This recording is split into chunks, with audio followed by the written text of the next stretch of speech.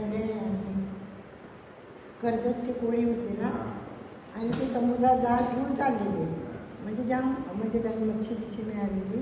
जाता जाताना ना एकदम तुफान आलं. म्हणजे जाम भरती आली समुद्राला, आणि आता ते बुडणार ना जहाज, अगदी बुडणार म्हणजे बुडणार. तर मग तिथून बेसला जहाज फिरायला यायची म्हणते की माझं जर जहाज फिरायला लागलं तर तुला मी 1000ची पुढं वाईन चालतेची.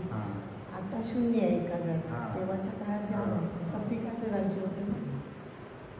त्यांनी डोळे उघडल्यानंतर समुद्र शांत झाला आणि त्याचं ऑटोमॅटिक जहाज किनाऱ्याला लागलं.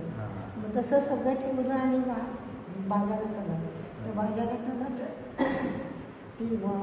एकही चाफ्याचं फुल नाही. सगळेजण म्हणाले सगळे संपले. तर थोड्या अंतरावर माझ्यासारखी आजी जात होती, तिथं एवढी टोपली होती. तर त्याच्यात एकच पाकळी होती. आजी म्हणते मला फुलं दे बाळा, म्हणते आत्ताच संपली. बोलते हे तुला घे, बोलते नको, नाही हे तुला घे आणि मला ती पाकळी दे. आणि आजी धावत आले आणि नमस्कार केला आणि सांगितलं आणि मागे माझा बोललेलं पूर्ण झालं का, तेव्हा त्या पाशाने मान मोकळी केली. सत्य कथा.